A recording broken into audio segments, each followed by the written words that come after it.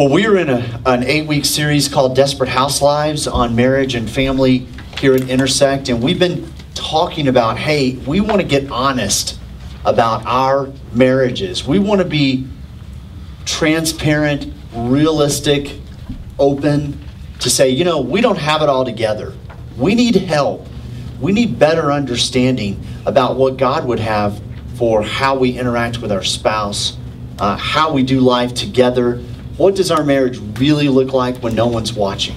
And so we have started this 2-part talk. Last week we talked to the husbands, to the men of Intersect Church, and today we're talking to the women of Intersect Church. And what we've been saying is this, that we're looking at a pattern of what God has said in His Word about marriage. And the reality is God says, I want things to be done in a certain way in your homes and in your marriages. And we used the analogy last week of people who would make handmade rugs, and they would take 1 thread, 2 threads, 3 threads at a time, and they would look at this model. They would look at this pattern, and they would begin to sew these threads together to make this hand-knotted rug that many of us have, maybe even sitting on our living room floors.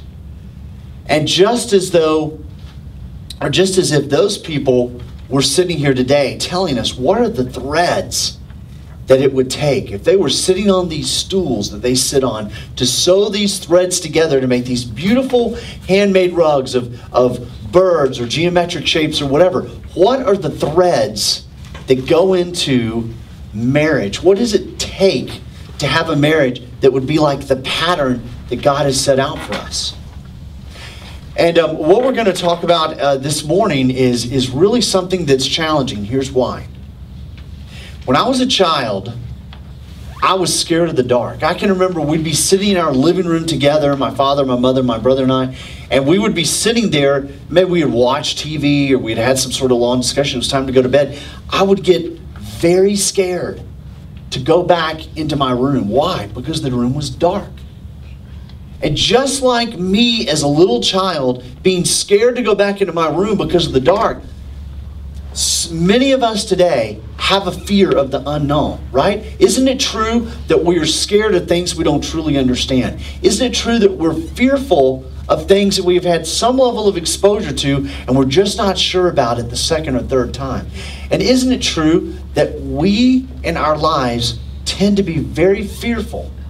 And the more knowledge we have, the more understanding we have about a topic, then sometimes that fear starts to subside. But initially we have great concern.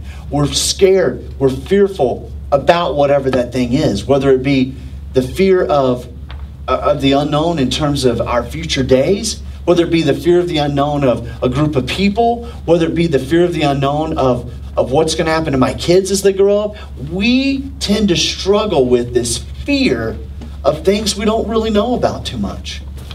And this morning, the passage that we're going to look at that's addressed to wives is frankly something that I want to tell you 3 things about this passage. Number 1, this is a passage of Scripture that has been very abused and misused. Just being very authentic. There are a lot of teachers, there are pastors out there who have very much mistaught what's in this passage of Scripture. There are people who are what I would say religious fanatics and absolute fools who have tried to interpret this passage and done a miserable job with it. And so you need to understand that. The second thing that I would like to say in terms of the misuse and misapplication of this passage is this. There are a lot of ways in which our culture has abused this idea. So we have been very much in our lives and in our day, we have seen in our culture a shift away from these kinds of principles that are in this passage. Feminists have taken the role of wives and completely taken it captive, so that we've had frivolous lawsuits against whether it be any kind of authority, government or military or workplace or in the home. We've had all these frivolous lawsuits against authority, and we haven't truly understood it, especially as it relates to the role of women. And the other thing is the blurring of the lines of gender roles have greatly contributed to a misunderstanding of what's in this passage.